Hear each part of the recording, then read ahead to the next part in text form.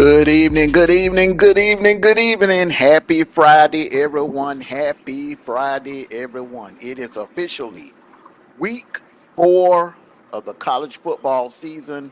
It is officially here. Some very important matchups in the Big 10, in the SEC, and in the Big 12. Salute everyone. Salute. We got some very, very important matchups here, and we got a big one in the Big 10 tonight. Nebraska, Illinois, 8 p.m.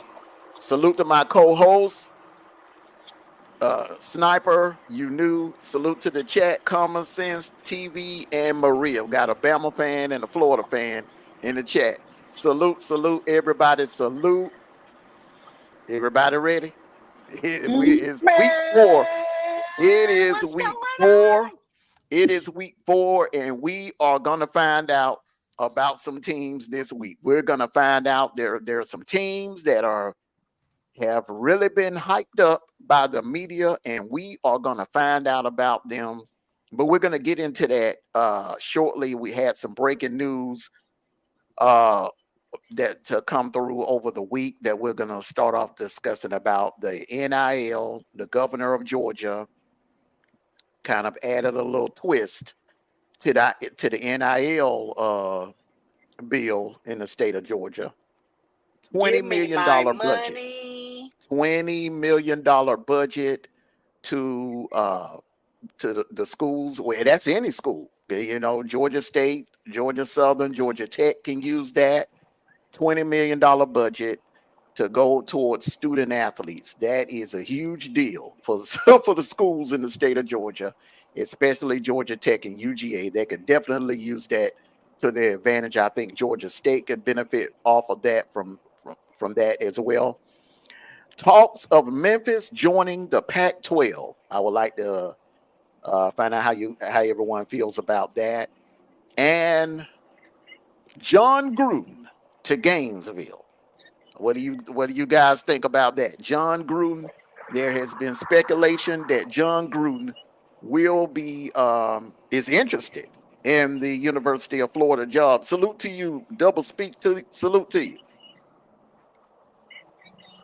Hello, everybody in the chat. Hello, hello, hello. Hey, D Truth. Hey, Sniper. What up, though? No. What's up, though? What's going on? What's going on? Hey, Hey, get look. some Louisiana people to get you that you saying Michigan terms where you should be using Louisiana terms. Um, Baby. that, Hey, oh that's the one thing I don't ever hear at your System. mouth. You gotta start using that Louisiana, yeah, baby. yeah, yeah. Go Let listen me to get some No Limit or something. yeah, let me Uh, open the door for you, baby. okay, so let's I really don't. I don't. okay let's go ahead and get into it. All Okay. right, let's go. Now I'm gonna start with you, Sniper. Yes, sir. 4 years ago, 4 years ago. when it was announced, well, actually 3 years ago, 3 years ago when it was announced that the NIL, the summer of 2021, that the NIL was going to go into effect for the state of Georgia, you voiced your concerns that day on the live. We was over on Facebook at the time. Yes, sir. Yes, sir. Now, 3 years later, and it looks like it's not going anywhere. It looks like it's here to stay. Okay. And not only is it here to stay, kids are going to be paid a salary. Now the entire roster will be able to get something with this. D Truth voiced his opinion about it, but I think he's going to elaborate on it some more here this afternoon. Now, how do you feel about this? Because your concerns 3 years ago was it could cause friction. One of your concerns that it could cause friction in the locker room because some of the kids would not be getting anything, which that is true up until now. Up until now, now the schools in Georgia are able, if they would like to, pay everybody on the team. Now, how do you feel about the NIL? Salute to you, Honest, Picardo Obama. honestly, uh, in my opinion, um, I still think that the NIL is kind of ruined college football. I know kids want to get paid for what they do, but there's a time and place for it. I know that these colleges are making money off of these kids, but it goes back, majority of the time, it goes back into the school. Now with everybody, it's quite equal now. Okay, it's quite equal now. Everybody can get some money, but now the concern is if everybody is getting the same amount, now I'm going to go to where a place where I can get more. So basically, what happened is that they set the amount on how much a college kid in Georgia can get. Okay, between the schools, the major schools. Now these kids are going to look around and be like, well, if I'm only getting, and I'm just a ballpark figure, if I'm only getting 128,000, ballpark figure, everybody's getting 128,000. Mm-hmm. Now I'm going to me personally. I'm okay. Well, if I can only get 128,000 here, if I go down to go to this next state over, I can probably get 2,000. Mm-hmm. So now we're going to be missing out on kids because they're, as they say these days, they're chasing the bag. We're talking about collegiate sports here, y'all. So that's my main concern. I still think and I still believe that turn your volume up a little bit, Sniper. Turn your volume up just a little bit. You sound a little low. Can you hear me better now? Yeah, a little bit better. Okay, I'm in the Armando, car. go to your setting, like click on his name, click on to level his volume up, put his volume up, his audio. Click on the dots. Yeah, click on the dots on his box at the bottom, and it'll say setting, mic setting, and then you can turn it up on your end. Okay. It's not allowing me to do that. It's not allowing me to move the dial, but we'll just work through it. We'll just have to work through it. Take it off of the box because you have it on the box. That's why you have it limited, and you need to put it all the way to 100 by clicking it off the box. Talking about on my end? On yours, yes. Okay. Not on your box, on his box. What I'm saying is it's not allowing me to move his dial over. When I go to mic settings, it's not allowing me to move. That's weird because you should be able to click off that box because you probably have it on the minimum, which is 50%. You need to put it at 100. Okay, and then when I go, when I take, okay, hold on. Because I have to do that on mine for him. Say something now. He has a low voice. Okay, y'all hear me better now? There you go. There you go. Okay. It sounds better. But as I was saying, and if you didn't hear me, I still think the NIL, because now colleges are kids in high school are starting to get a little bit of money to play high school football. This giving kids money is really, I think in the next few years, you're going to see that it's going to kind of ruin college football. 3 years in, you see it. You see the kids, I mean, especially in Georgia, you know, what we known for, speeding and DUIs.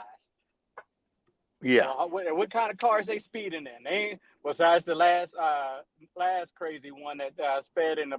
What was it? He was in a 28 Cherokee. He was just being an idiot. That guy was being an idiot.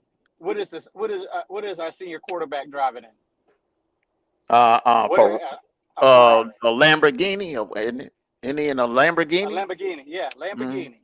Now I understand, you know, back in the day before they had this likeness and the booster clubs was giving out money, allegedly, you know, kids was rolling up in Corvettes and Rolls Royce and stuff like that, but it ruins the game. I seriously think it ruins the game. You're gonna have your time.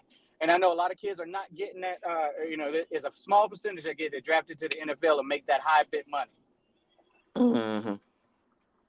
But where does the education go? Now are kids really coming, are they coming to the school to play football or to get an education, or now they just coming to get paid? Well, speaking of the education, the one good thing I see that is doing, kids are staying longer. Before the NIL deal, Ewers would have been gone. Beck would have left. You know what I'm saying? A lot of players, Arian Smith, a lot of them would be gone by now. There would have been I, Mims would have left. That NIL deal has kept players around longer, and it's I also has players coming back for 6th and 7th. Look at Cam Rising down in Utah, 7 years. You know, if anything, is making them not want to go anywhere. I But have a Cam Rising question. is a different story because he had the 2 years eligibility after he was redshirt, and then he had the COVID eligibility. I have Reason a why, question. born in 1975, and he's still playing college football. Yeah, Okay, I they have a need to do question. something about that. Go ahead, you know. Okay, my question is this: for the NIL, don't they have to keep their grades up to be able to be eligible for it, Well, as they well have as to. for sports? Okay, well, they have to keep their grades up, period, in order to remain on the team. And Exactly. So that means that they still have to be educated in order for them to play and get the NIL money. yeah, Am I that's what not I was. right? Yeah, that's what I was trying to tell Sniper. I think it's actually helping in the educational department because number one, there is a clause in the contract where they have to maintain a certain GPA. Number two, you know this for yourself. There have been some players that were benched for a game, or they had to sit out a couple of games, or they were like temporarily kicked off the team, like Arik Gilbert. You know, it was a lot of things. A lot of players had to sit, and we were wondering why they weren't playing. It was grade related. It was grade related. So, what I think, yes, is are there some kinks that need to be ironed out in the NIL? Yes. Salute to you, Sikkim. Mm-hmm. But you got to admit, Sniper, that NIL rule, it kept Stetson here a little longer. It kept James Cook around. It kept Jordan Davis around. It kept a lot of players, brother, that wouldn't have stayed before the NIL era. You know what I'm saying? Now you got players that are willing to hang around for not only the 4 years, but they're willing to come back for a 5th and even a 6th year. You know, so you gotta. I think there's somebody in North Carolina. They on their 9th year. This is their 9th year. So I don't know what are the rules of, as far as eligibility, how long a player can actually play or whatever. But the only thing I fear right now is we don't need a bunch of 28, 25, 28, 29, and 30-year-old men out there on the football field because you're taking away from the kids coming out of high school. You're taking away from that. And plus, physically, that's a mismatch. Because when a man is 25 years old, he's definitely a grown man. And you got some of these kids coming out of high school that are 17 to 18 years old. Well, They're still boys. here's the kicker to that is that I don't think the NIL deal is keeping kids around. I think it's that COVID 2 years of COVID that they expanded and allow you to stay longer. And then you add a red shirt on top of it. So it's giving you those extra years to stick around. Yeah, but they don't Some have of these to. kids, they don't have to. Yeah, because remember they were opting out during the pandemic. They were opting out. A lot of players were opting out in 2020 and in 2021 and 2022. Remember Ohio State's All-American wide receiver, the Jackson in Major, whatever. Mel Kiper came out with the draft board, had him the number 1 receiver coming out the board, and he opted out before that Peach Bowl game. So, the eligibility is not the only money. I mean, money, bands make you dance. If it make you Okay. dance, it can make you stay put. And I Yeah, have but it's at I have a the comment. message. Give me 1 second. But it's at the message we want to send to these young athletes that hey, go to this school because of the money. And I grew up on a time where it was go to this school because of the prestigious and what the school can offer you to make you better. Now we're going to school because of money. We're going to and school because of cars and houses. I mean, I, you got an 18, 19-year-old dude that has a mansion. well, well, I'm gonna be honest with you. You got a lot of wealthy kids even before the NIL that grew up. I mean, just say their family is wealthy. If their Hmm. family is wealthy, after that freshman year, remember that freshman year, you're required to stay on campus. Okay, so let's just say before the NIL deal, if I'm a millionaire, all right, and my son, okay, after that first year, he has to stay on campus. Dude, his sophomore year, I'm going to get him the best vehicle, which will probably be a Benz, and get him the baddest apartment off campus. So a lot of these kids were living like kings and queens anyway before the NIL deal. Now, as far as like what message we're sending, brother, it's if it don't make dollars, it don't make sense. That we're a capitalist society. And Okay. in real life, you're gonna take the job that pays the most. If you have 3 job offers, one in North Carolina that's offering you 60K, one in Tennessee that's offering you 40K, and one here in Georgia is offering you 90K, what are you gonna do? You're gonna stay at home, right? You're gonna stay right here in the Peach State, right? Okay, and Yeah, another you're That's thing, you right. guys, capitalism, my brother. That's they capitalism. deserve they deserve no, they do deserve to get money. I 100% I feel like they deserve to get money because they get injured on the field for free. At least that's how it used to be. Now they're going to get paid. If something happens to these kids, medically, they'll be taken care of if they're making this money. They can keep some of this money. So in case something happens to them, you're sitting, you're over here, you're denying these kids, not denying, I'm sorry, that's not the word for it. But if they're not getting that money and they get injured, they are living like their parents have to pay all their medical bills. Okay. This way they could be covered in case they become paralyzed. That takes a lot of money to take care of a paralyzed child or a Well, child who loses a limb or they have concussions. I mean, it's going to take care of their bills as well. You got to remember some of that money is going to go towards things they really need to have it for, which is in case of injuries. If they did that at my son's high school when he ended up getting that meniscus and the ACL reconstruction, I promise you, I would have been happy for them to have the NIL over there. Okay, but they didn't. We have to pay for everything our daggone sick. Excuse me. We have to pay for everything ourselves. but here's my rebuttal about that. And this is and listen, I hear what you're saying. I don't believe high school kids should get no money. You're in high school. Hmm. Hmm. I don't care. You chose a sport.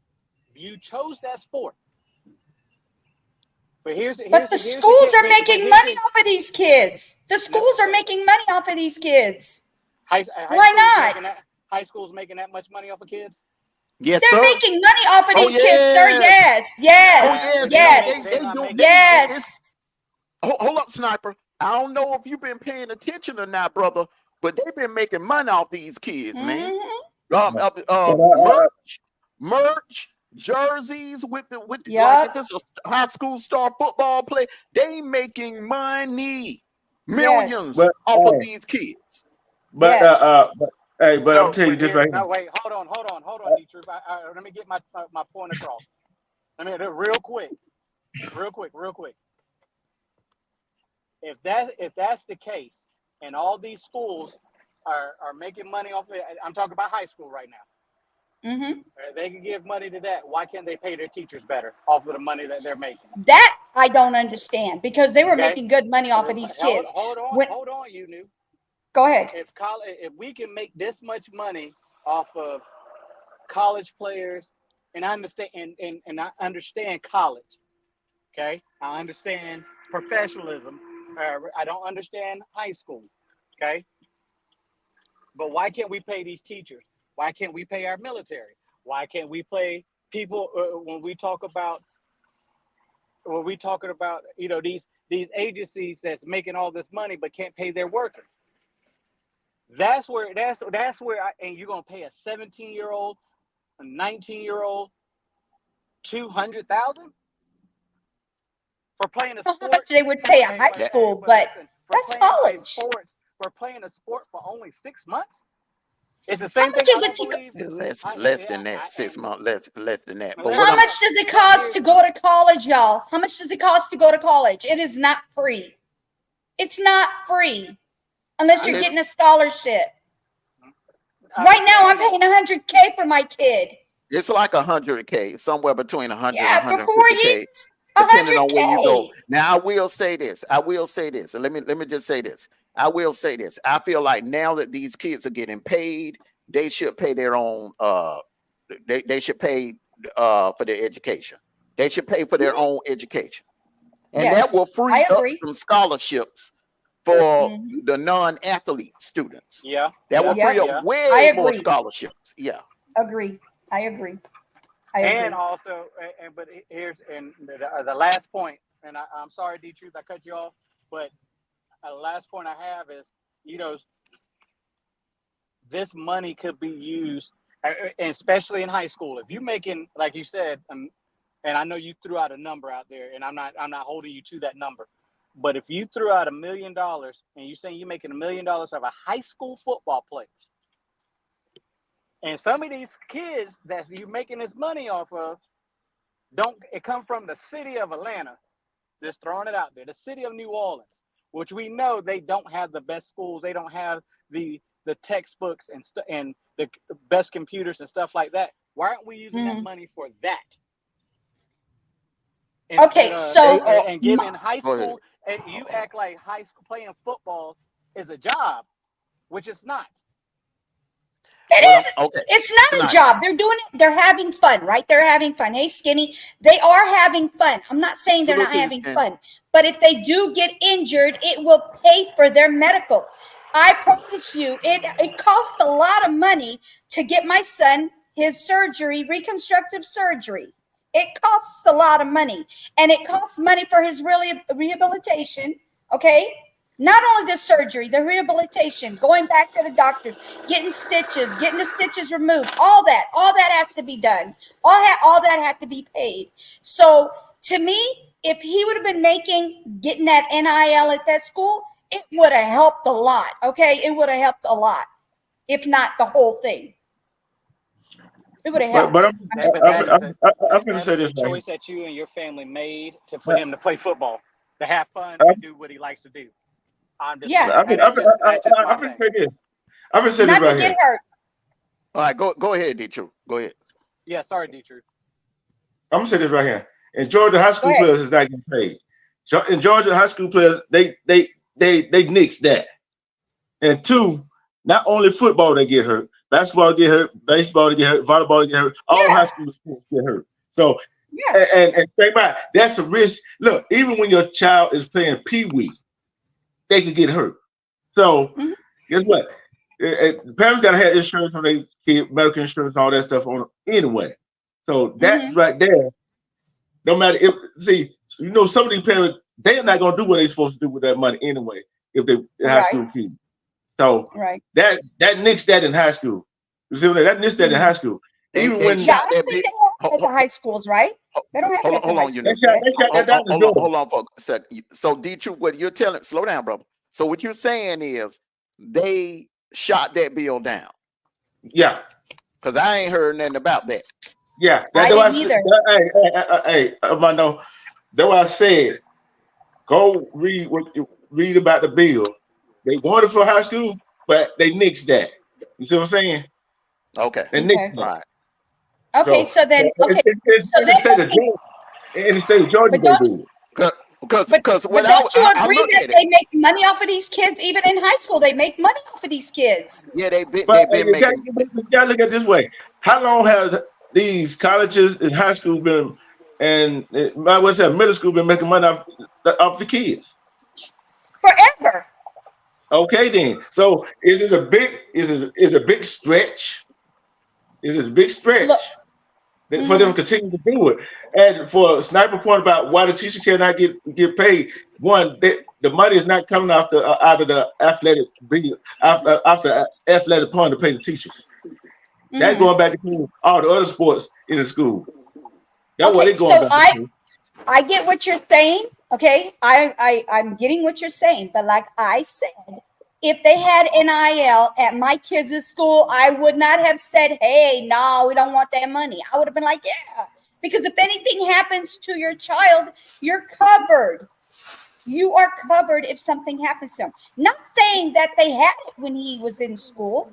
I'm not saying that, and I'm not saying he didn't go play football because he doesn't enjoy it, because he enjoyed football. He loved football. He breathed football. He went to he was sick and he still went and played football. Okay, so he loved it. No matter what, he went to football. He went to all his practices. He didn't miss not one. He loved it. But like I said, NIL will help those kids with any possible injuries. Why do you have to pay if your child get hurt? If they do have, because your child picked the sport and you agreed to, you signed the permission slip for him to play. But I'm saying, like I said, if it helps. I'm put it this way right here. Hold on. Let me put it this way right here. Okay, I'm putting it Go this ahead. way right here. Go ahead. Put it your way. Put it your way. Go ahead. One, let's stop just limited to student athlete get injured on a football field. Let's stop that, right? Look at all the sports that play, they get injured in that. But your child or your girl, whoever plays sports, they love playing it. But guess what? They can get injured during that season, not on the field or the court, wherever they play, whatever sport they play, without even being on the field. So look, they could be getting injured walking out and going to practice without even having no contact. So should that be no contact? We don't heard of players getting injured without no contact. Okay, D-True, let me make a statement here. The NIL, the name and likeness in high school, is still in effect. They can get paid. They can make money off their name, like autographs, name, likeness.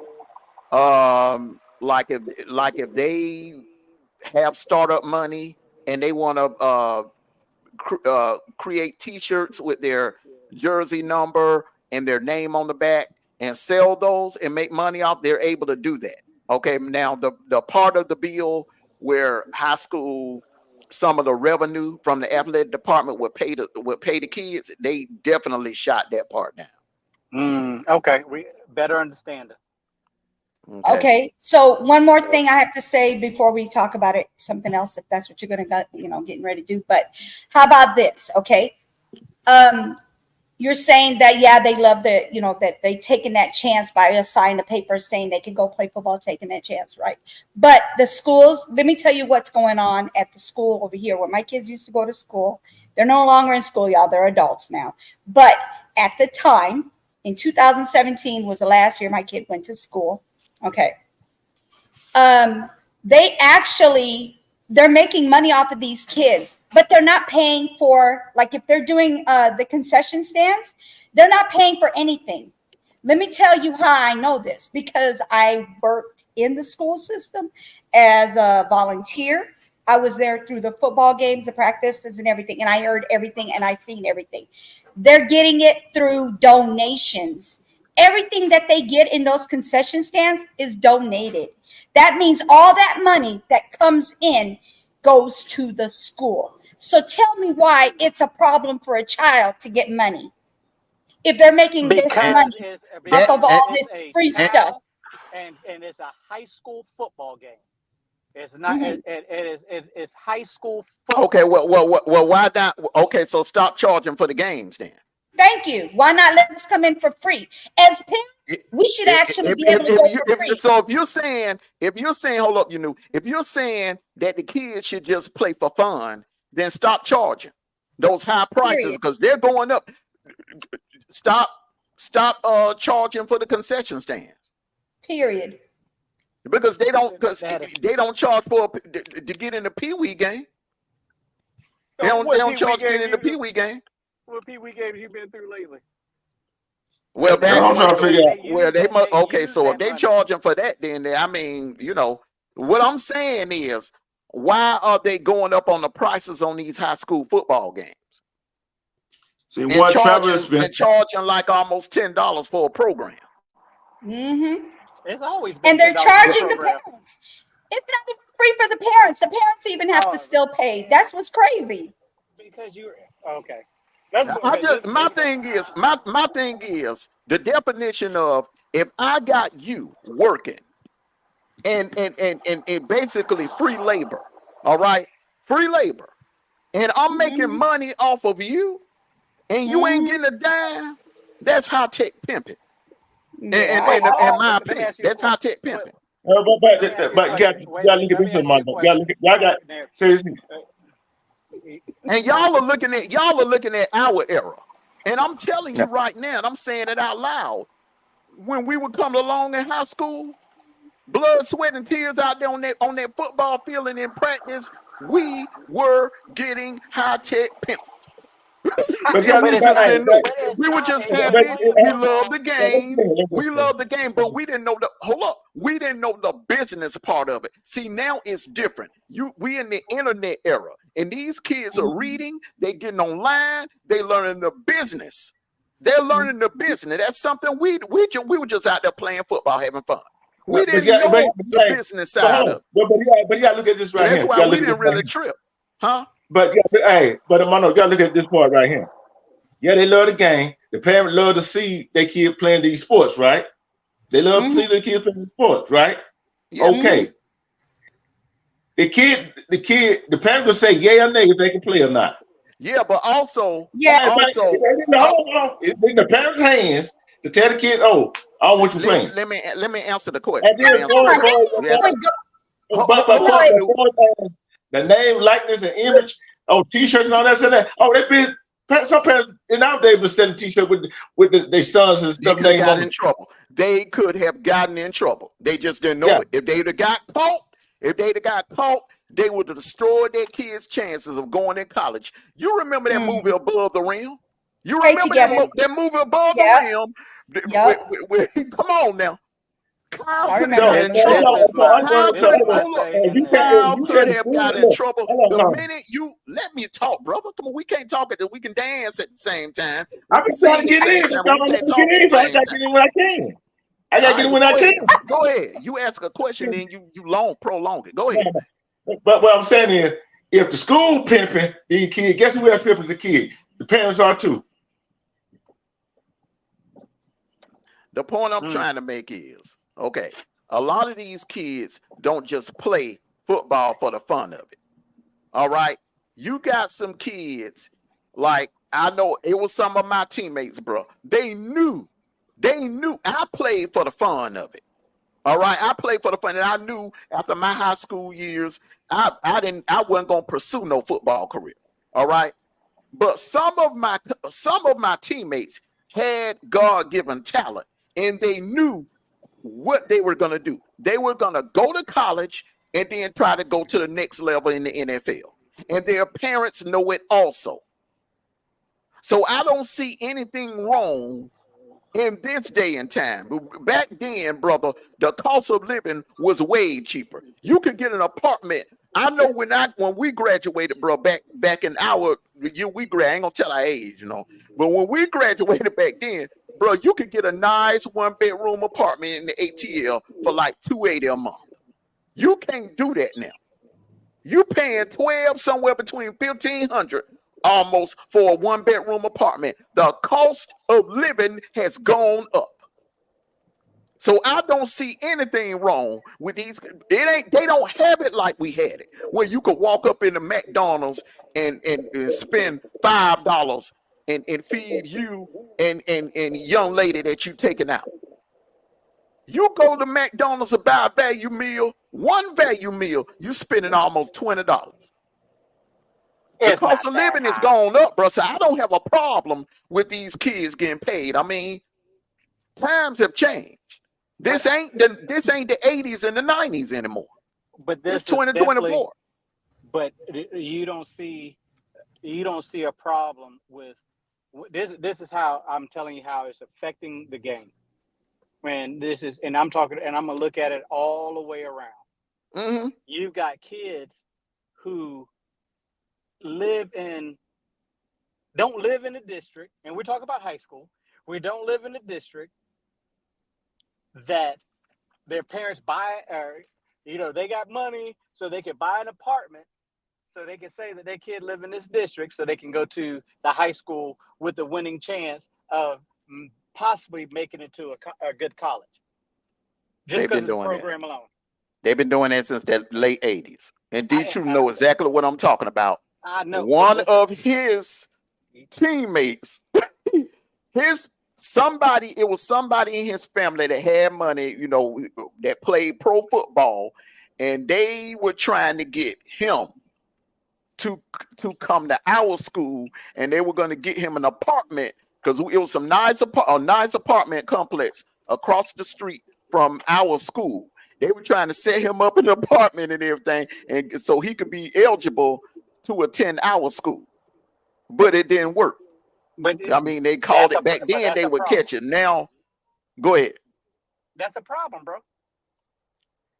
You're. I think that goes to the. I think that goes to the extent of making these kids feel like they can do whatever they want to do, and you're giving 19-year-olds, you're giving 17, 18-year-olds money that never had money before, and we see what they do with their money. And the thing is, okay, and I feel what you're saying, and I understand what you're saying, but there's also been situations where these kids are poor. They playing sports. They barely can eat, barely can afford a sandwich after the football game. And they go and do something reckless just to get money. Or they'll go when the football season is over with, when the cheering stops and the lights go out. Okay, they're broke. They're back to being broke. And D-Truth has seen this back home. They'll go back to selling drugs or doing something illegal or whatever. With the NIL deal and with them putting, hold up, slow down, putting money in a little money in their pockets. All right, the probability of them resorting to those type of actions is less. But you gotta look I've at this seen right it here. time and time. A lot of some of my team, and now I ain't saying a lot of them, but some of my teammates, when the season was over with, they didn't have a mother and a father in the home.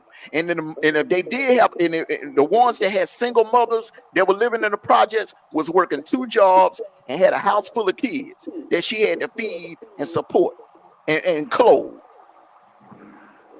But I said, some parents these days Salute to you together, Ed.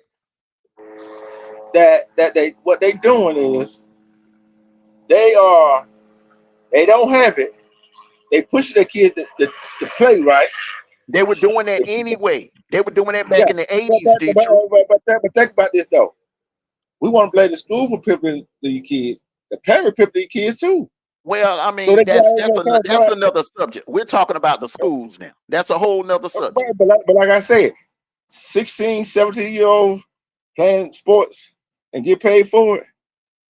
The parent can say, no, you can't. You can't play. You see what I'm saying? Well, the thing is now, I agree with you on that. Salute to you, Renrock. I agree with you on that. I would not pay no 9th grader. Because you got some 9th graders that can get out there and ball with the juniors and the seniors. I know I had some on my squad. They were good enough to play varsity as a 9th grader. I don't agree with no 14-year-old kid getting no darn NIL check. I feel like now it should only be given to seniors. I agree with the senior part. I would not cut no check to no freshman, sophomore, or junior. They shouldn't get because they're not ready for anything like that. Okay, Yeah, even but though yeah, you're able to drive, even though you turn 16, you're going into your 11th grade year, or sometime during your 11th grade year, you're between 16 and 17 years old. But I feel that's it. like Yeah. once you become a senior, I know my father and my stepmom did. They started training me and giving me more responsibility. That last year that I was at home, I was treated like an adult. I was, I really didn't have no curfew. I was able to work if I wanted to take on some extra hours, long as it didn't get in the way of my GPA or anything like that. Cool. But here's another part of that what you're talking about. That Alabama kid that when they were playing Wisconsin, the 17-year-old, he reclassified. Got kids they reclassified so they can go to college and start getting in and out of there. Which I think they should be able to reclassify. And you If are, they also we heard the kid got skipped. The kid is a genius. The kid yeah, has a 4.0. He's like, what's the dude in Colorado? The one that played two-way, Travis Hunter. Travis Hunter. He yeah, just like Travis Hunter. That kid, the Williams kid. I know you're talking about the yeah, 17-year-old. That kid is a genius, bro. I'm telling you, man. yeah. They said that dude stayed on the honor roll. He was top of his class all the way through, from first grade all the way to 12th grade, bro.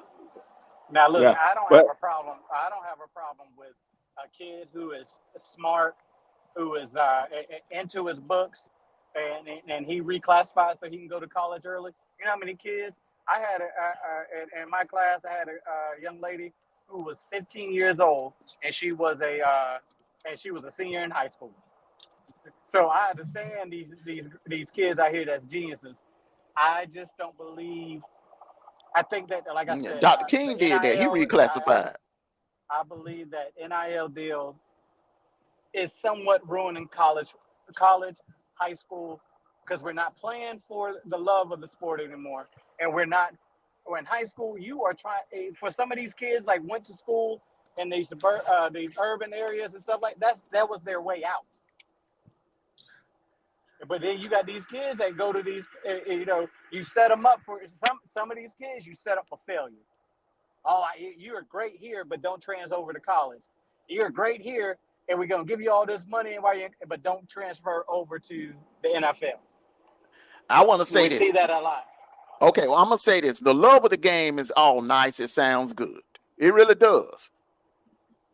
But in real life, okay, it takes money to survive in this world. And this world has gotten a lot more expensive than it was when the four of us graduated.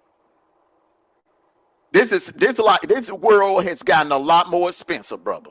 Especially our state of Georgia. It costs to live here now. I'm surprised of how these prices done skyrocketed, and a lot of this has to do with the gentrification and how they've come and fixed up at the ATL, and added on more building. When they started adding on all these condos and lofts, and they tore down the old apartments and everything, I knew what time it was. But as things change, we have to adapt to it. We have to adapt to it, bro. We just have to adapt to it. Now, the best way to adapt to it, salute to you, Tehran, is to come up with some rules and some regulations. I think it's more the transfer portal that's ruining college football than more so the NIL, in my opinion. This transfer thing is getting out of hand. It really is. It's getting out of hand. But something else. I'm tell you something else though. These kids go to school in this state, go to another state, play this better school, whatever. And look at Pee Wee, trying to football Pee Wee team, going out of state to play in a Pee Wee national championship. You see what I'm saying? That's what it started generating this money and fundraising, all this stuff. You see them honestly selling this, selling that for fundraising, so the kids go travel this place, that place. You know what I'm saying? So people we had it like that back in the days. People, we could do a fundraiser for a church and raise money for AAU, like the AAU team, the baseball team you played on. Your church had it like that because you came from a big church. But everybody doesn't have it like that. Some people went to smaller churches. Like I went to a smaller church. You went to a big church. And that church was able to raise money for your baseball team and for like the AAU basketball team that some of my classmates and some of your classmates attended. You know, every church does not have that reach when it comes to resources. Salute to you, Russell Red. Salute to you, bro.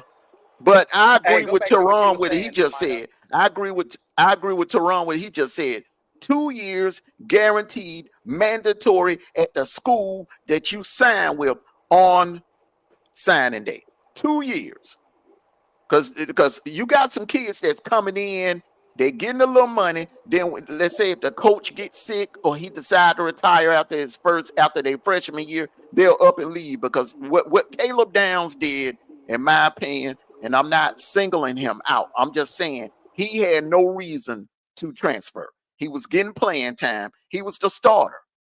He was an All-American, All SEC. He had no valid reason to transfer.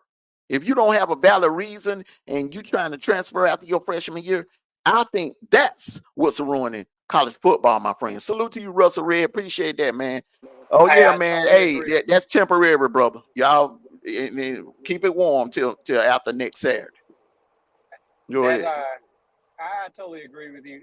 Not only it needs to go back to the when you transfer to a school, you got to sit out a year, or like you can't transfer 2 years guaranteed to a school. But this automatically play.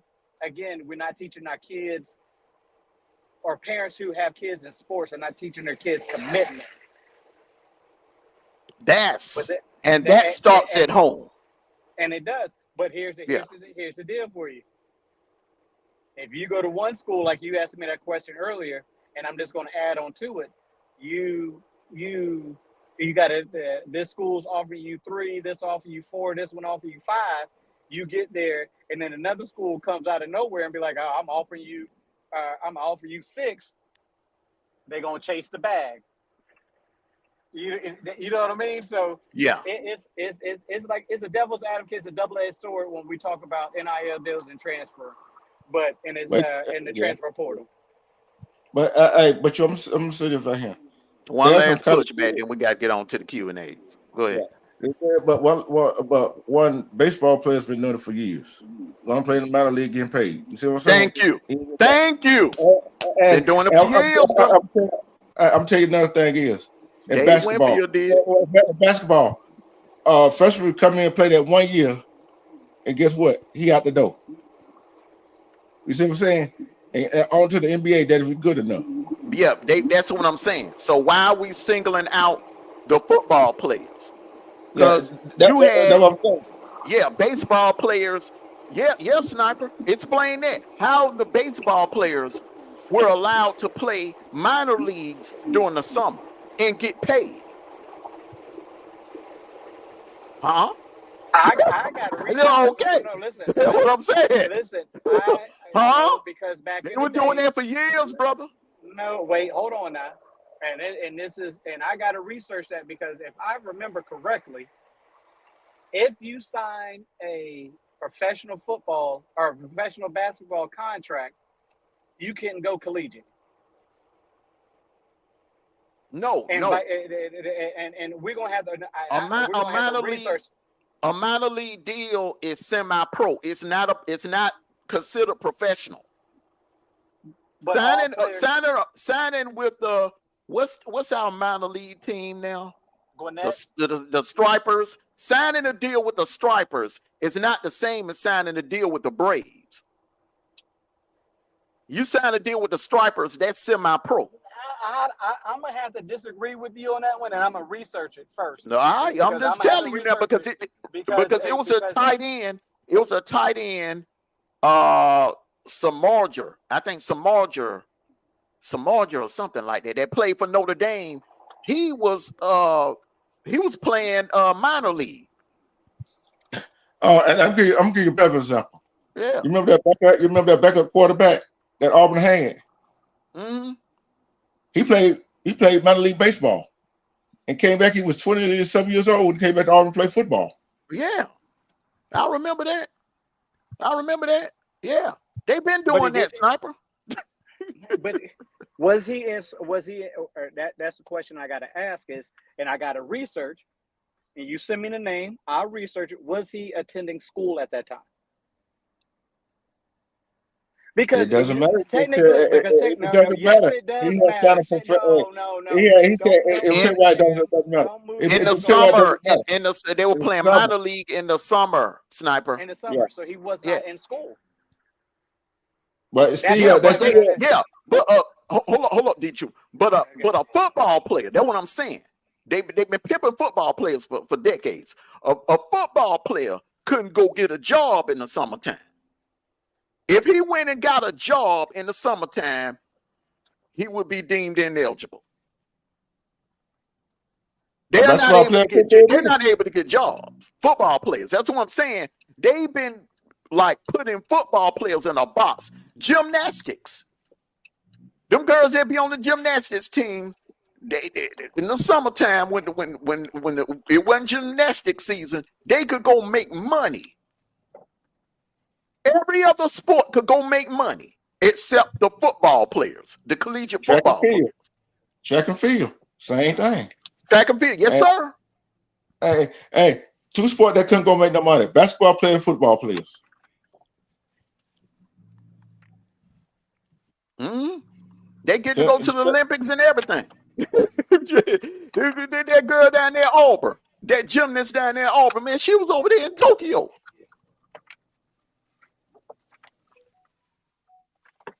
All right, Q&A time, Miss You Knew.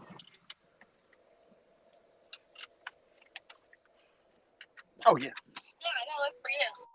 You gotta unmute. Okay, all right. Hold on. Okay, let me start it on off. Okay. Now, right now, currently, the new polls that came out Sunday, they had Texas ranked #1 in the nation. Okay. So Texas is the best team in the nation right now. Yes or no?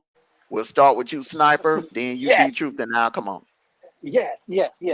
I'm so glad you asked me first. Hell no, Texas is not the same. Not the number Why one. You say yes? No, I was saying yes because you let me go first. Okay. I've been waiting for this. I've been waiting for this question. Yes. No, they are not the number one team in college football.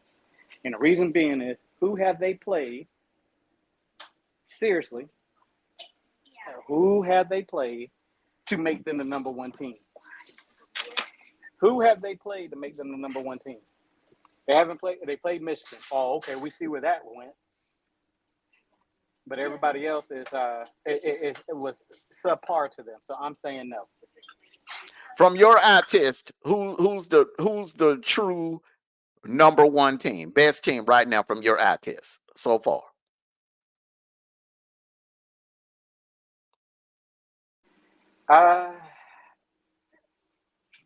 As of right now, I don't have a number one team. I don't have a number one team, and I'm not even saying that with and I'm a Georgia fan and don't have a number one team just yet because I don't believe in the rankings until we start getting into real playing your divisional team. I heard what you said about Ohio State, but again, I'm going to say the same thing about Ohio State. They making plays and making running up stats on teams that's nowhere near on their level. On paper, they look good, but they're not playing teams who's challenging them, who's going to give them a run for their money. Now they come out and smoke everybody in the division, and then we can say that. But as of right now, I don't have a number one team. Okay, I want to answer Teron Black's question. He said, if you put Clemson versus Michigan right now, who wins? Clemson. And I don't give a damn if the game is in Ann Arbor or if it's down in Death Valley in Clemson, South Carolina, or playing on a neutral field. There's no doubt in my mind. From my eye test, Clemson, pound for pound, is a better team than Michigan. If they played tonight, my money would be on Clemson because Clemson has the better. They are better in the trenches. They have a much better defense. All right, and they have a better secondary. I trust Clemson secondary more than I trust Michigan secondary. They have a better running game. And in my opinion, Courtney is better than both of them quarterbacks that Michigan has. Michigan can't make up their mind who they want at quarterback. So I'm rolling with Clemson. Head with that. Ain't no doubt in my mind on that, bro. That's an easy question. And I second that. Their running game, their offensive game, their defense is stout. So I'm going with you on that. Clemson. We will see, and everybody's gonna find out. Everybody's gonna find out how weak how soft Michigan is tomorrow. I'm telling you, USC is gonna do the same thing to Michigan that Texas did, or probably worse. Probably worse, because you got to remember now, when it comes to the offense, drawing up offensive plays, Lincoln Riley is a guru too. Lincoln Riley is right up there with Sarkisian. He's a guru too. Lincoln Riley finally did something that, he should have did years ago. He got him a good defensive coordinator. That's all he ever needed. But the man is an offensive guru. The man is an offensive guru. Michigan is soft, bro. Y'all will not be the only team that does that to Michigan. D-True? You know how I feel about polls this early, right? No, but we just from your eye test so far. It's just a topic, Yeah, but we ain't picking nobody to go to the playoffs today. Yeah, but what I look at it is, I'm with Sniper on this one right here. Yeah, they look good. Yeah, against the teams they played, but we don't know who the true number one is. So, hey, I want to say Texas is the best team in the nation right now. Okay. I'm just going to answer it like this. I'm going to make it short, sweet, and simple. From my eye test, no, because based on the fact of who they beat, Michigan is nowhere near on the level that they were on last year. I think Michigan is going to lose somewhere between 4 to 5 games this year. I think they're going to be, I honestly think Ohio State is going to beat them worse than what going to do to them worse than what Texas did to them. And USC, definitely, we're going to find out tomorrow. I've been saying this for the past couple of weeks. That Michigan team is nowhere near on the level that it was on last year. They lost too much. And there's a lot of turmoil and confusion, conflict going on with that program right now. So Texas, I mean, if you want to put them to crown them on paper and is the number one, yeah. Okay, you want to crown, but from my eye test, in my opinion, the best team in the nation is Ohio State. I'm just looking at them because the thing about it now, let me just break this down right here. Let me just break this down right Break here. it down so I can unbreak it. All right. I'm gonna break it down so it forever be broken. Name me another team in the nation that got 5, not 2, not 3, not 4, but 5 NFL talents at wide receiver. I'll wait. Another team in the nation that got 5 at the same damn time. 5 on one team. But you're saying they're NFL talent that They has are not been, NFL talent. They they are have on not been Kuiper's tested. board and McShay's board right now. Oh, okay, yeah. But here's the deal: Jeremiah have they been? Smith. Jeremiah You gonna Smith. let me say this? Let Let me me say it real finish. quick. Go ahead, man. Go ahead. Yeah, because you ask a question and go deep with it. I wasn't Have they done, but go have ahead. I have they was been trying to tested? break something down. You go ahead. I was trying to make a point. You had interrupted me, but go ahead. Yeah, your point is not valid because these folks, In these your kids opinion. that you're In your talking about, opinion. In your opinion. in my Go ahead. opinion, these folks has not been tested yet. They have not seen. You can't go by that. Oh my God. Okay, go ahead and make your point. Okay. All right. So let me ask you a question. All right. So you're going by opponents. You're going by common opponents. So other than Clemson, what ranked team did we play in 2021? Because what you're saying about Ohio State, people were saying the same thing about our squad in 2021.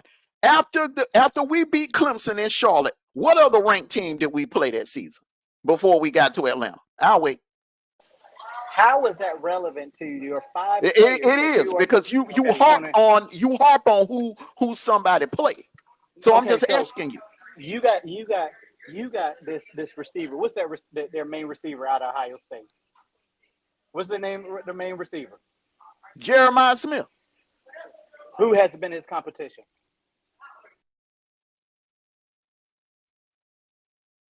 Who was You Brock can Bowers' but company? listen. Who Oh who my, hold up. You can't now you can hey, that's your right to do that. You can just poo-poo Ohio State, say, oh, they ain't played nobody. They ain't played nobody. Oh, okay. You can do that. But I'm telling you right now, they have 5, 1, 2, 3, 4, 5 receivers with NFL talent. All right. 2 we've already faced. Abuka and Tate gave us a hard time in that Peach Bowl. They're still there. Jeremiah Smith is unguardable. Next to Travis Hunter, this dude right here is the most unguardable receiver in the nation. Then you got Marlon Graham. And then look at that secondary. That secondary is a dream secondary. That is an NFL. That secondary might be better than some NFL secondaries. Denzel Burke, Lathan Ransom, Lorenzo Styles, Caleb Downs.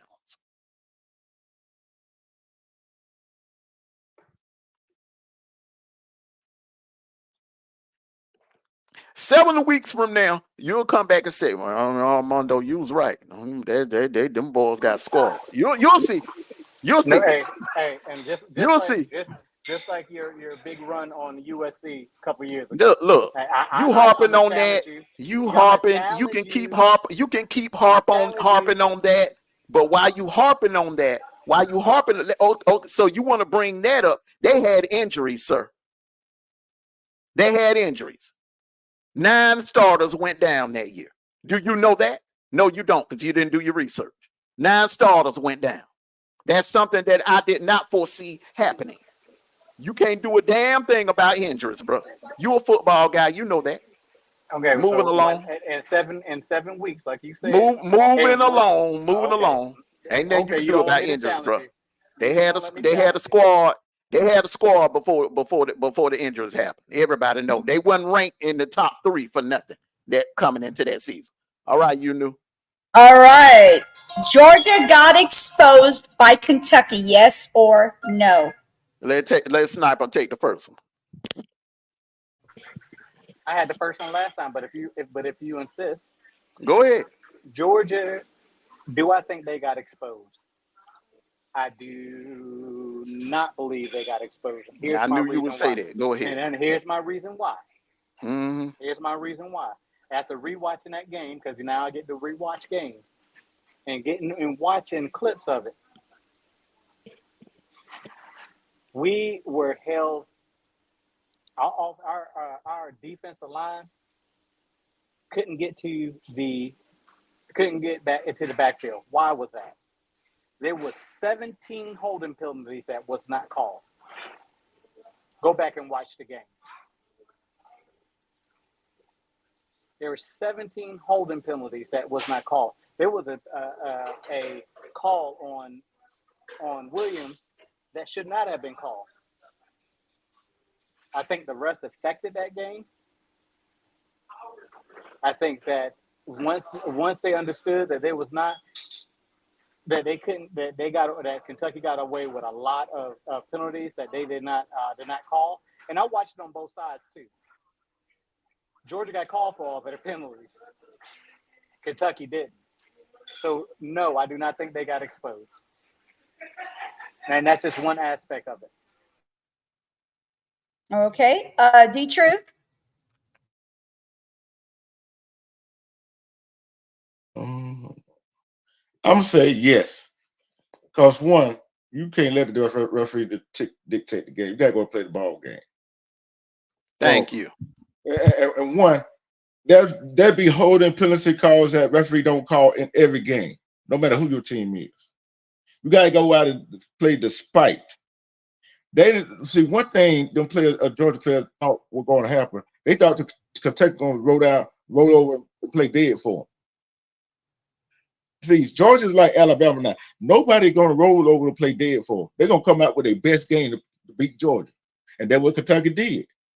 The referee, 13 penalties in that game. Now that was Georgia, 4 was for Kentucky. So what is the referee miss a calls? They're part of the game. They're human too. But you got to execute your plays. And then when you talk about the penalties, how many of the penalties was false starts, holding?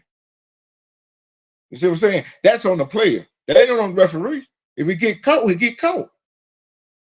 That's some players don't get caught. So right there, they made Georgia get in the mud. See, that's what happened when teams go out here and blow out the other team that they're supposed to blow out, and also get into.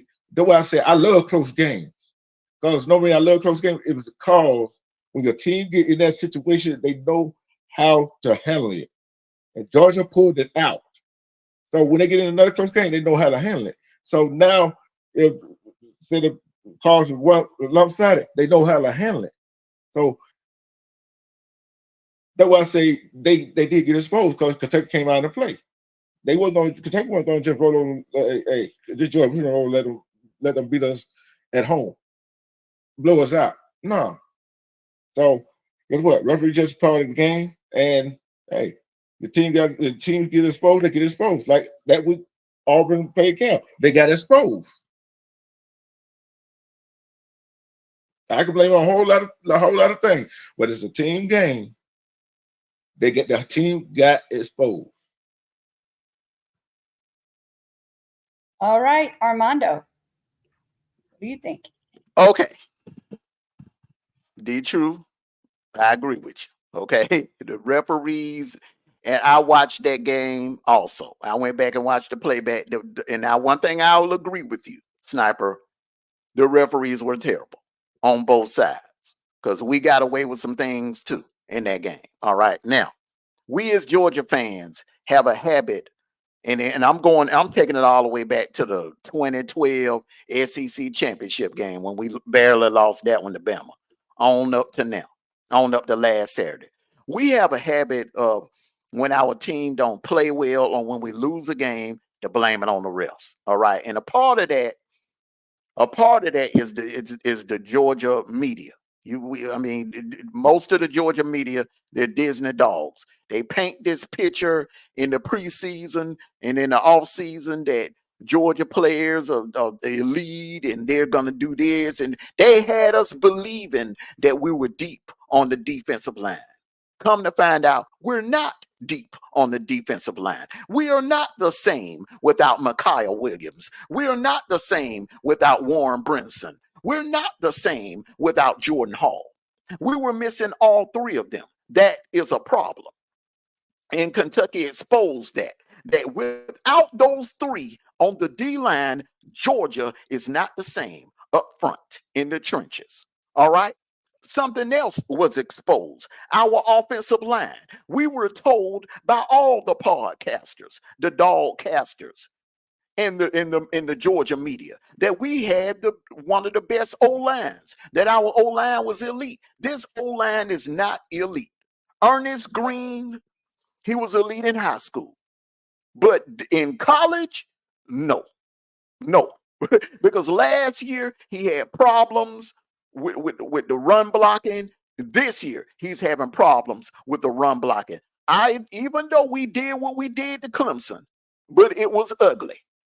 It was ugly. It took some explosive games, some explosive plays to put the 34 points up on Clemson.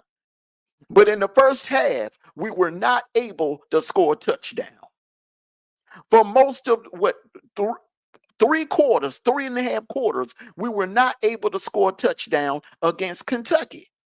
There's no Georgia fan that can tell me that they don't see a problem with that. The O-line. Now, let's go to our so-called Heisman candidate quarterback. And we need to stop it. He is not a Heisman quarterback. He's not. He is not elite.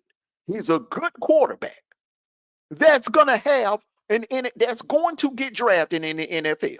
Now, just because I'm saying he's a good quarterback, and I'm not beating the kid down, just because I'm saying he's a good quarterback doesn't mean that he won't develop and become elite. Doesn't mean that he won't later on in his NFL career become elite. Nobody saw Tom Brady coming. Hello? He was a backup at Michigan. Nobody saw Joe Montana coming. Hello? Those are considered the two GOATs when it comes to the NFL quarterback. They were nowhere near elite in college. All right? He does not have a deep ball. We saw this last year. He could not complete the deep balls. And this mumbo jumbo about receivers weren't getting separation. Dylan Bell was getting separation all night long. Arian Smith was getting separation down the field all night. He just could not hit them because he does not have a deep. He don't have a deep ball right now at this point in his career. That's a problem.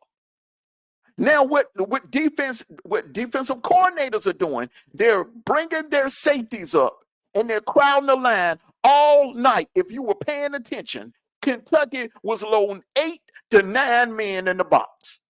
When you do that, I don't give a damn if you got Walter Payton, the late great, God rest your soul, Walter Payton in the backfield running up. He ain't gonna be able to do anything for you. You can have Walter Payton back there. You can have Adrian Peterson back there, Franco Harris, whoever. They ain't gonna be able to do anything with 8, 9 men in the box because they don't respect you down the field. They know either you gonna hand the ball off on first down or you going bubble screen because you don't trust your quarterback to complete passes down the field. That's the problem right there. Now, there's 2 ways of getting exposed. You can get exposed in a bad way, like Florida did in the Miami game, and like Michigan did against Texas. And you can get exposed in a good way, like Georgia did.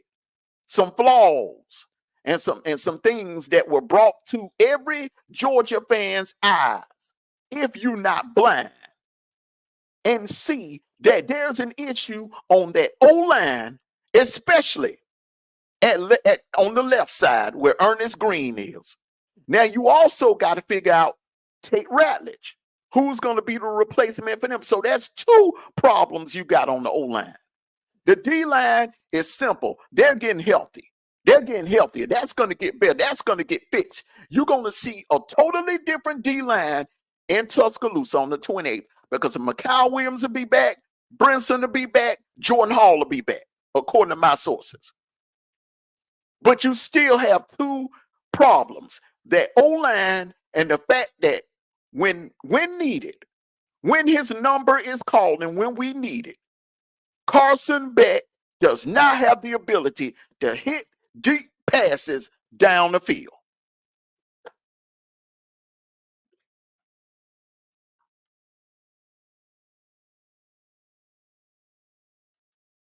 All righty. Anybody have any pushback? Anything to you have any commentary? Anybody?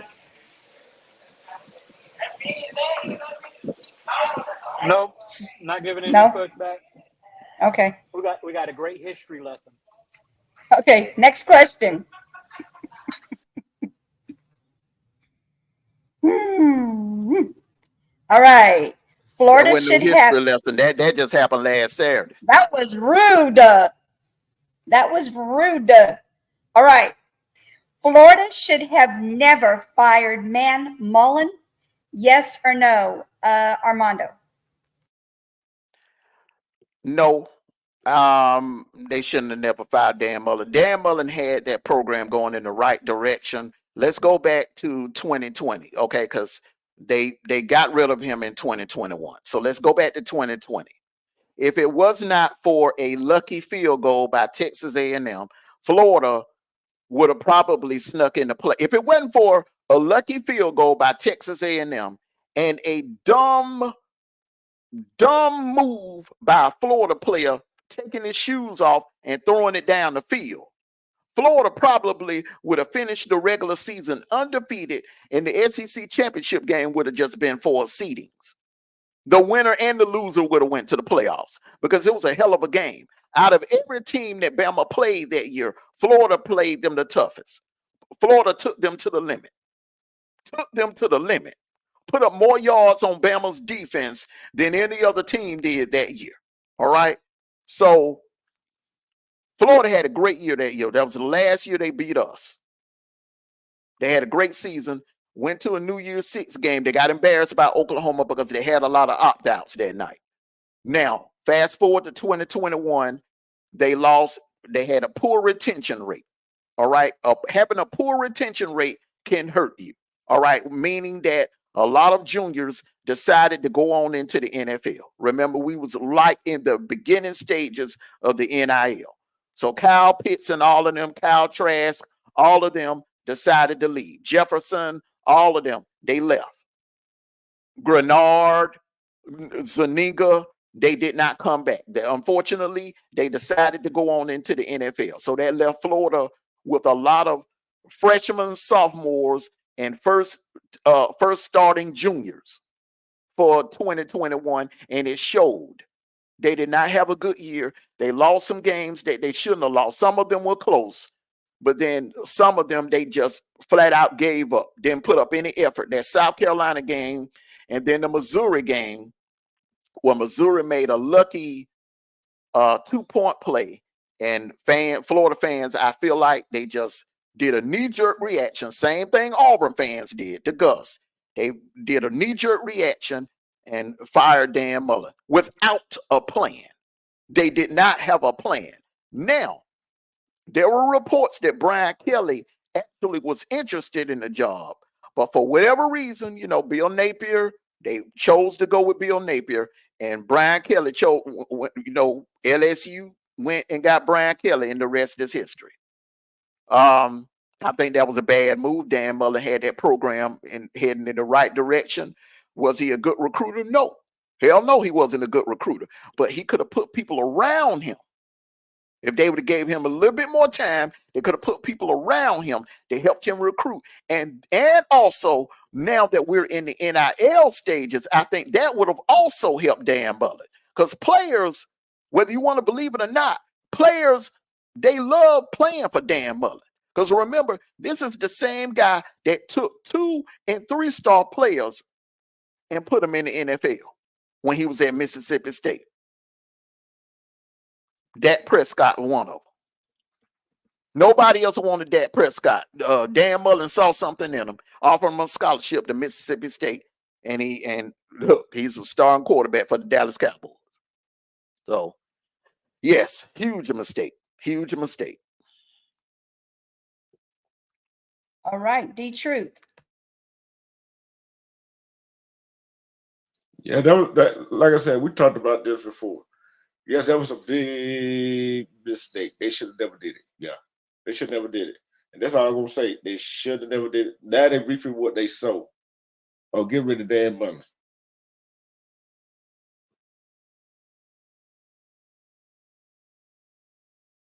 And Sniper?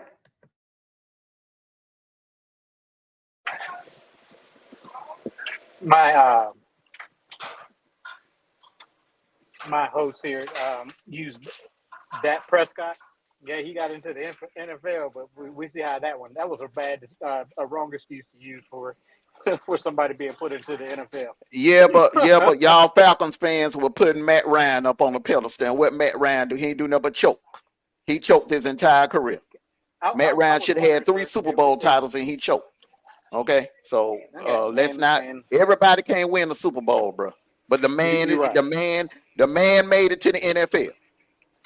I didn't say nothing about he won. He was a Super Bowl winning quarterback.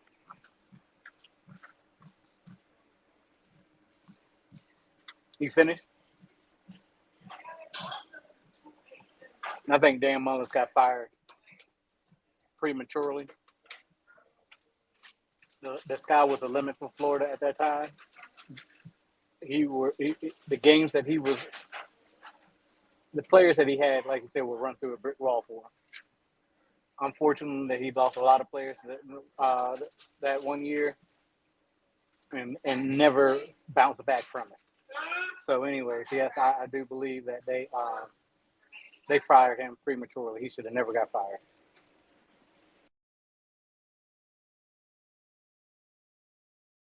Okay. Anything? Let me just comment. I don't have no pushback because we all agree. But let me just speak to Dubs right here. He says, I'll say this. I don't like how people disrespect the Oklahoma and Texas impact in the second half of the West. What impact? Okay, I give you this, Dubs. If Oklahoma beat Tennessee, we will be acknowledging them on the post-game show. Simple. Beat Tennessee. They coming to Norman. Take care of business. Beat Tennessee.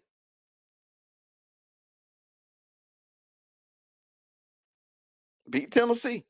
I'm not gonna, throw no parade for them for beating Tulane.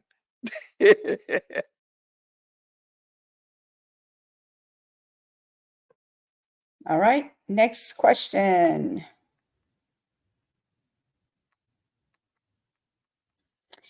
South Carolina gave the game away to LSU. Yes or no? D Truth.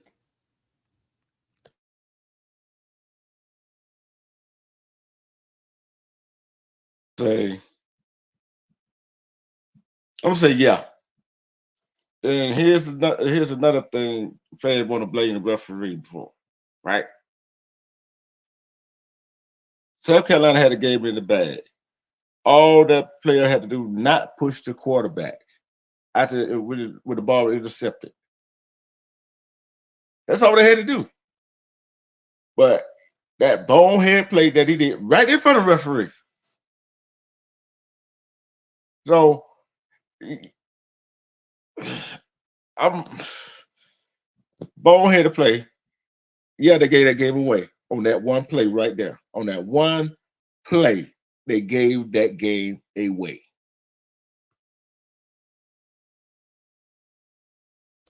Sniper.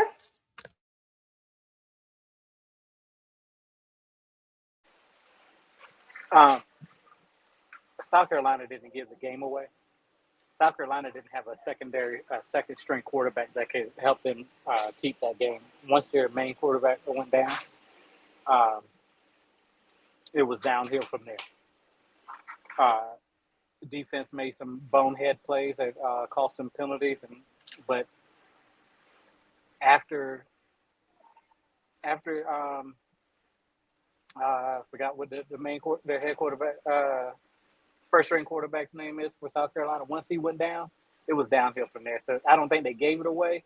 I think they just didn't have nobody to help sustain what the offense was doing in the first half.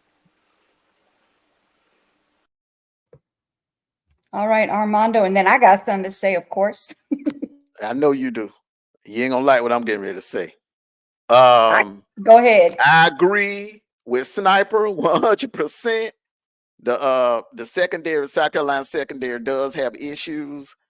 I agree a little bit with D Truth about the refs.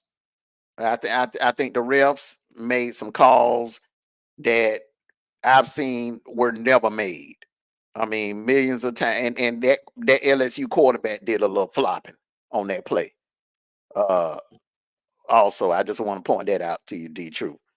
But if that, I agree with Sniper. If that quarterback for South Carolina does not go down, if that kid does not go down, there's no way in hell that they would have came back and won that game. In my opinion, I think that was just a bad situation.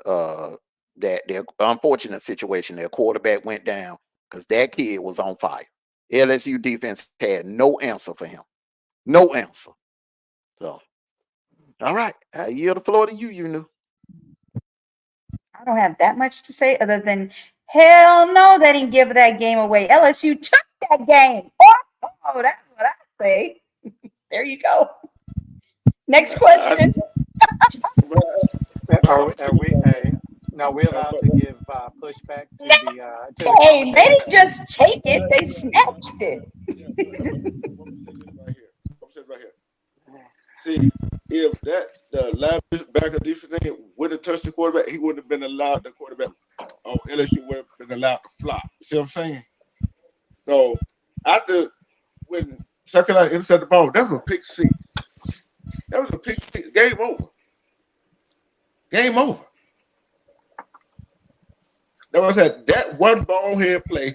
Why are you gonna go touch the quarterback? No, he wasn't gonna be able to catch that defense back to intercept the ball. That was just selfish. That was just selfish on that play. Although the starting quarterback for South Carolina went down, but South Carolina made some play with the backup, Robert Ashford, with his leg and a little bit with his arm. But that one ball head play killed the game.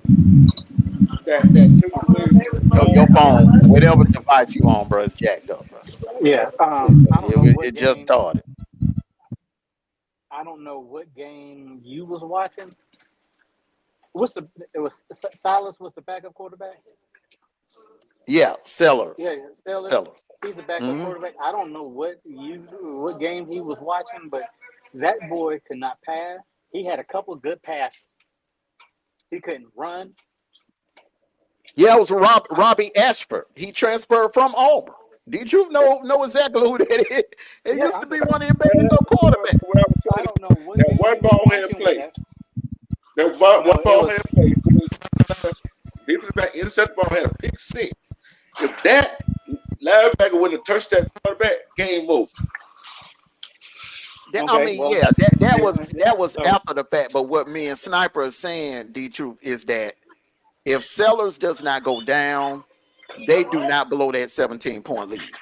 They would have scored. They would have kept scoring because Sellers can beat you with his arm and his legs. He's what you call definitely a dual threat quarterback. Exactly. Mm-hmm. I mean, and what you're saying is that one bonehead play. Well, that goes to the same thing what I was saying about penalties in Georgia. If they didn't call that roughing the passer, Mm-hmm. you don't know which And direction. that referee specialist that normally is that comes in and comments with the play-by-play announcers on AB. He even said he wouldn't have called that. He said when he was a ref back in the day, he would have never called it. Yeah, everybody said that. I mean, it was. Yeah. But we can say what if all day long. But It was a ticket-tack call. If you call it, but if like you said, if old boy didn't go down, it would have been a wrap for LSU. Yes, sir. And then Armando, am I allowed to push back on? Go ahead. On the Go ahead. I want to hear this. LSU didn't take nothing. LSU was. They took it. They were giving that Sellers going Ain't nothing down. given. They took it. Hey, listen. Hey, Sellers. They took it. They was giving a butt whooping. That's what they took. They was taking a butt whooping. No, they woke up and whooped their ass. They didn't wake up. Oops, my bad. Look at you. They didn't wake up. They was like, oh, the alarm's going off because the quarterback went down. Now we can actually do something. Oh, whatever. Next question. question. Name your 4 Heisman finalists today. Sniper. Oh. Hmm. 4 finalists as of today. Ooh. Usually, again, we're just talking about as of today. So I'm going to say Even common sense agree with us. Yeah. I'm going to say Williams from. I like the freshman from Alabama, the receiver from Alabama. As of today.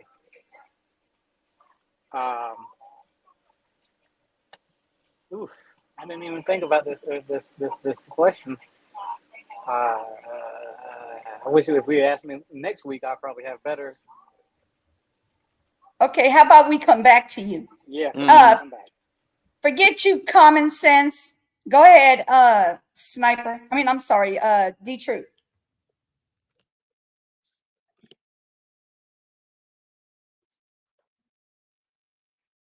D-Truth. Okay, Armando. Let me go. I'm going to say this right here. I'm gonna say the answer to later about the families, because nobody really piqued my interest. The top 4 they piqued my interest through 3 games with them playing a mediocre team and conference play and got here. So I'm gonna reserve that till a little bit later to the conference play. See how they react. The average candidate react to conference play, the teams they play in the conference. So I don't have no top 4 Heisman finalists. Okay, for my 4 for today, from my eye test from September 20th, 2024. That's what we're answering. For today, if I had to pick today, I'm gonna go Ewers from Texas, Travis Hunter, Nico from Tennessee, and Jalen Miro. Those would be my 4. As of today. As of today, that could change. That's definitely going to change because Ewers got the same kind of injury that JT Daniels had. We don't even know if he'll be back this season.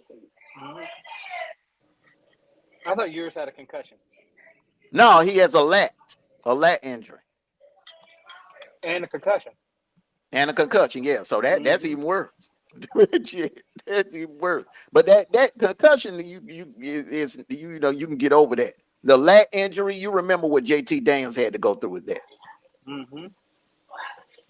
All right, I agree with you and Travis Hunter. Mm-hmm. Okay. I had Travis Hunter. Hold on, Let me name him again. You called my name. Yeah, I thought he was done. Let me name him again. I had Ewers. We know Ewers is out. Okay, so that could change. That's why I said for today. I'm still giving him credit for what he done up to the day. Can't take away what he did in Michigan. All right, and Travis Hunter, Nico from Tennessee. I can't pronounce his whole name, so I call him Nico. And Jalen Miro. Only Travis Hunter. That's the only one I give. That's the only one you agree with. Yeah. Okay.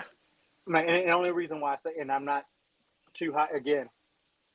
Nico, he played 3 FBS schools. NC State. Yeah, NC State playing like one. I give you that. I agree about Travis Hunter. I agree. Definitely. Just him. That's all I got for you. Okay. Okay, the next one. Next question is Mark Stoops cost his team the game against Georgia. Yes or no? Sniper. I'm going to say it in 2 ways. I'm going to say no, because he did what he thought was right, because his defense was playing heavy. His defense was playing good, and he turned around and bit in his back. Yes, there's a couple of 4th downs I would have went for if I was a coach, but who am I? I'm just a sit down on the couch coach. It's playing devil's advocate.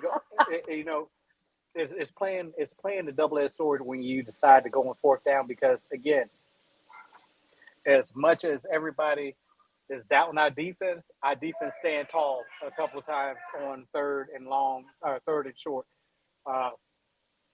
It is game, and they always bow their backs. So you can try to go for it, but it's less than 50-50 chance you're going to get it. So he had to think about all of that, field position and everything. So it just so happened that we went down the field and scored that touchdown. So we're, it's a yes or no answer on that one, and that's the way I look at it. All right, Armando.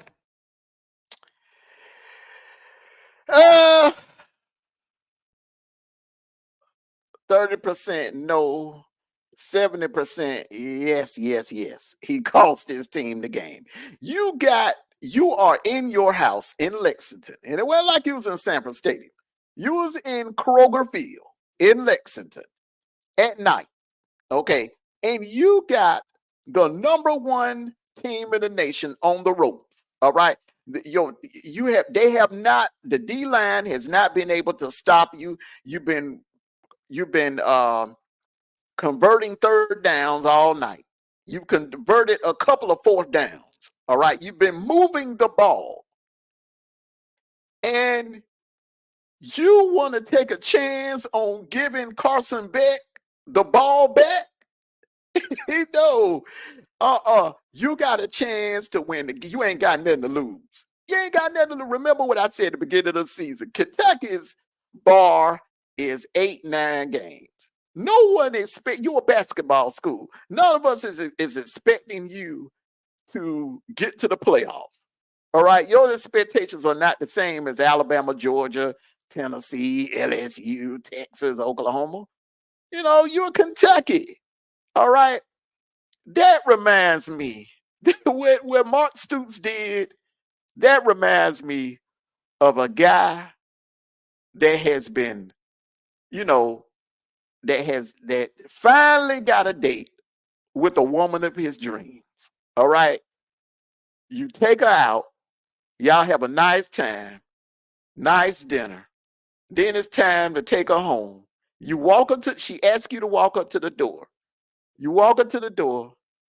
She leans and give you a good night kiss. Then she opens the door and says, "Would you like to come in?" She step inside, leave the door open for you. Instead of walking in that damn house, instead of walking out in the damn house, instead of walking out in the house, you say, "Well, I don't want to rush things, so I'm just gonna go on home. It may not be a good idea to come inside. I'll go on home." Well, you should just go on in. Armando, get off my phone. Hold up, bro. Hold up. Worst case scenario. Worst case scenario, bro. You gonna be on the couch with her all night watching movies, watching Netflix or Tubi. That's the worst case scenario. But at least you get a chance to bond with her. I say that to say this, man. But if you just walk away, you may not ever get that chance again. You may not ever get that chance again. And Kentucky Mark Stoops, you will never, ever get that chance again. You had us on the ropes, and all you had to do was go for it on fourth down. What the hell did you have to lose? Because if you'd have lost the game, people would have still said, "Well, hey, y'all took the number one team in the nation to the limit." But if you would have just, for once in your life, Mark Stoops, gambled and quit coaching scared and took that gamble, and y'all have converted that fourth down, you had a kicker that was kicking the ball from midfield all night long. You could have made history. Could have made history. And everybody would have pulled out the stands. That's something that ain't never happened to Kirby since Kirby been at Georgia. On the road. Lose a game on the road and people come out the stands. That ain't never happened. Wait a minute. Didn't it happen in that South Carolina game? No, we was in Sanford. We was in Athens. It was in Athens. That's right. That's right. Mm-hmm. Hey, but listen, hey, Georgia still, as of now, haven't given up a touchdown in a hot minute. Yep. But Next question. The truth. I'm gonna say this right here. Coaching can cost the team the game, and if you go on fourth down in your own territory, that may cost you the team the game.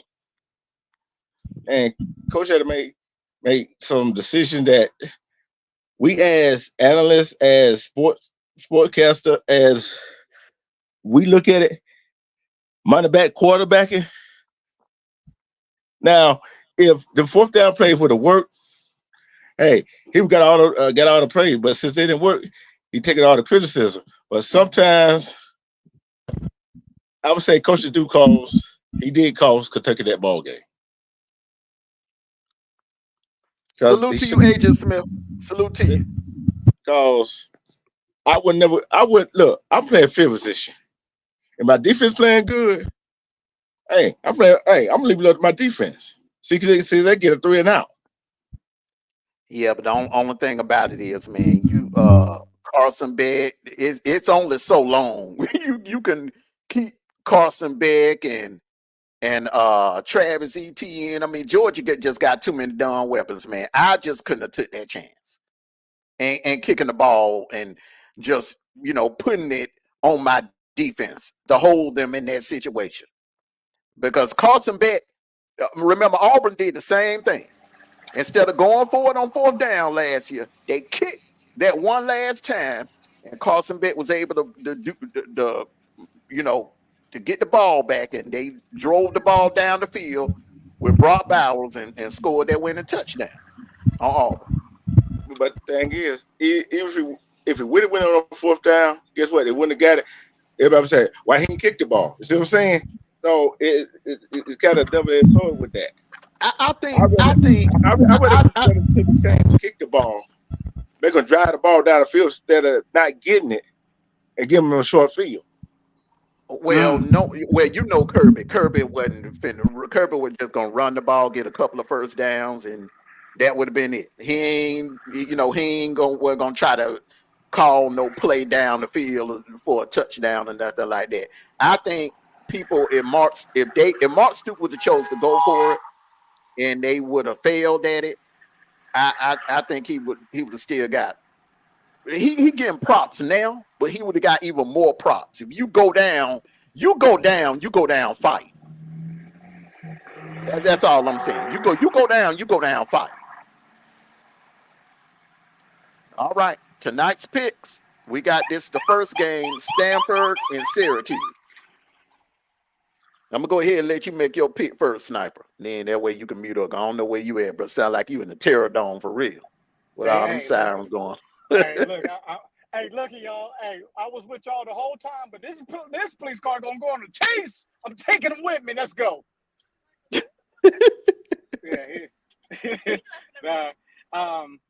is gonna be a good game, y'all. I really picked this game to go down to be a nail biter, but I'm gonna give it to Syracuse. I'm really gonna give it to Syracuse today. I think Syracuse is gonna pull it off. They have a fighting chance. All right. You knew.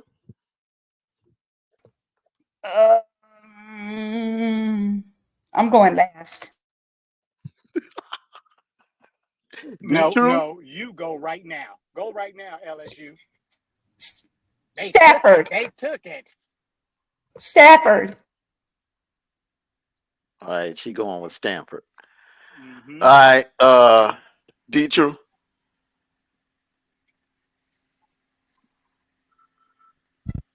Oh, think long, you think wrong? No. Well, I ain't thinking long. I'm thinking wrong. This is gonna be a good one right here, and they in Syracuse at the Carrier Dome. I'm gonna have to go Syracuse. Yeah, I gotta go roll with my brothers. I'm rolling with Syracuse. They are dangerous in that Carrier Dome, bro. They hard to beat up in that Carrier Dome. Hard to beat. And for a California team to travel all the way across country, that's gonna be rough. Good thing about it for them is a night game. All right, the main event of tonight, Nebraska, Illinois. We got a poll going. Let me check out the poll here. Nebraska. Hold on. We got you. I got you. So far, Nebraska has 82%. Illinois has 18%. So you got Nebraska. Sniper, who you got in the main event?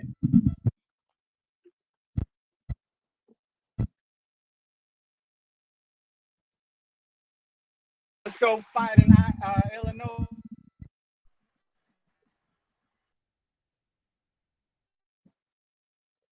He said Okay. Illinois. He said he said Friday the 9 Illinois. He said Illinois. Illinois. Okay. You got Nebraska. I already got that. Nebraska. I'm going with She I'm made going sure with she said Nebraska.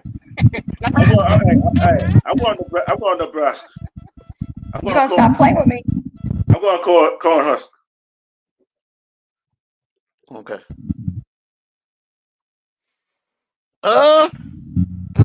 Wise man once told me, don't bet against Dylan Raola. I'm rolling with them Cone Huskers. That what my aunt used to say. My aunt used to call them Cone Huskers. I'm gonna sit down and watch them Cone Huskers and them Sooners play. Thanksgiving. That was a tradition. Go ahead. And he going with Stanford and he going with Illinois. He going okay. Pencil him down. So I guess he is our de facto guest picker. He got Illinois. He got Illinois for the upset, and he has Stanford. Yeah.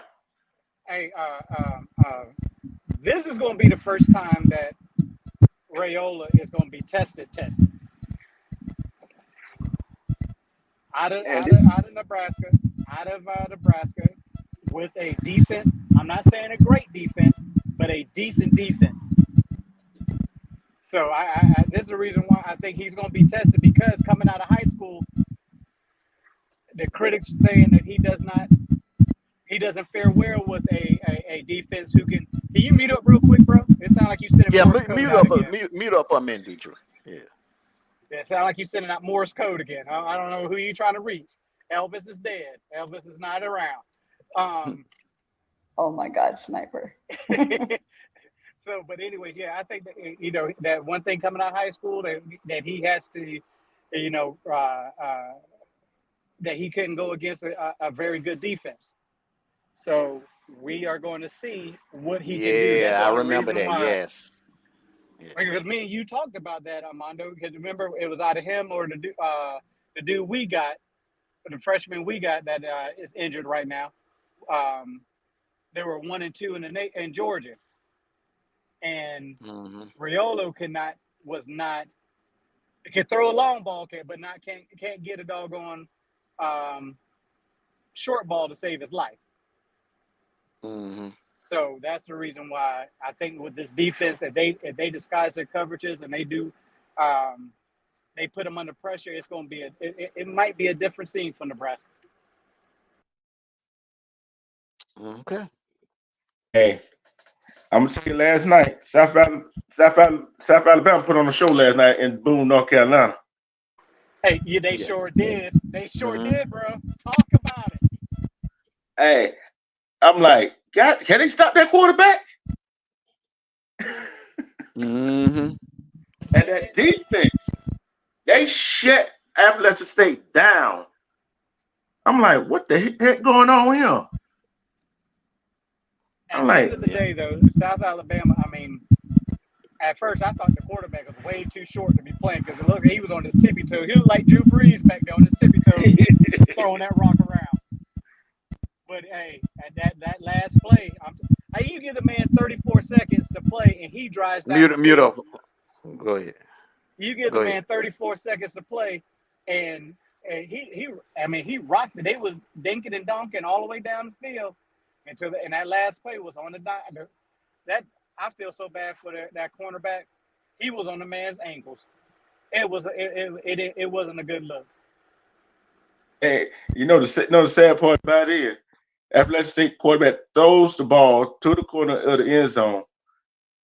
South Alabama player comes out of nowhere, snatched the ball out of the air. He almost had a touchdown, pick six. Then got tackled by with a horse collar. I'm like, God.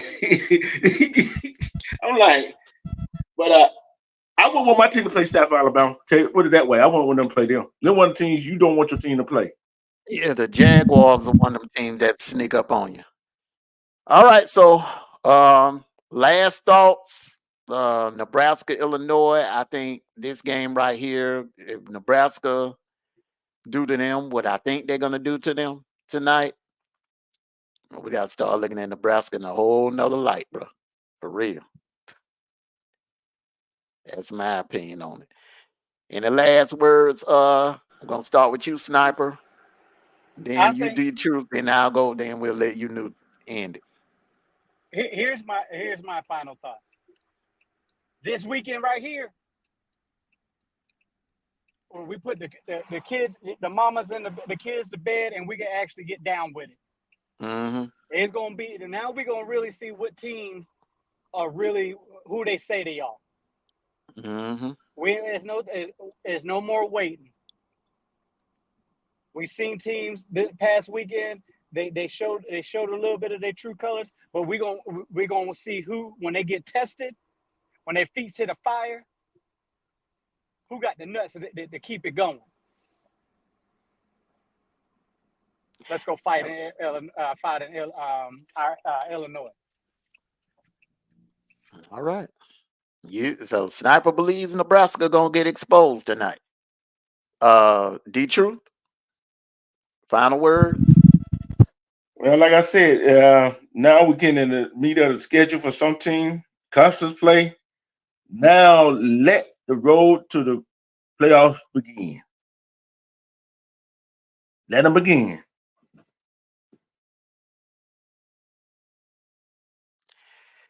Well, I want to thank everyone for coming out tonight for the College Football Friday Night Kickoff Show.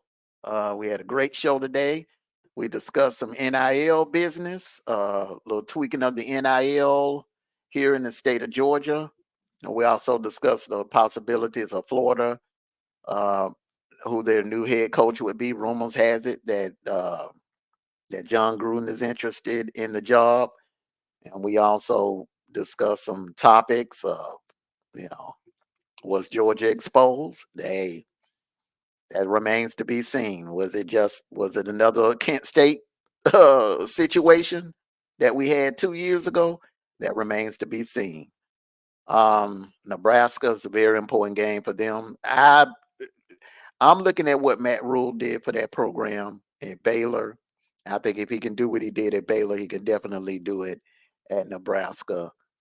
And I think college football is a lot better when the blue bloods are back winning again. You have more. I mean, when all the blue bloods are clicking on all cylinders, that makes college football great. I want to thank all of you for coming out.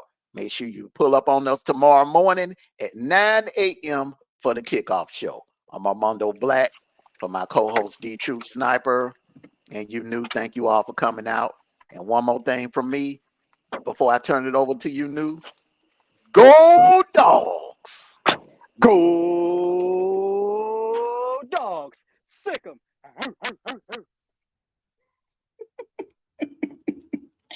All right, you guys. Make sure you guys show up tomorrow. Show up and show out, okay? And I hope whoever you guys chose, you didn't win. As long as the ones that I predicted is going to win, that's what's going to count. But anyway, I'm just playing with y'all. Anyway, so you ain't got to go home, but you got to get up out of here. Thank you for coming. See ya.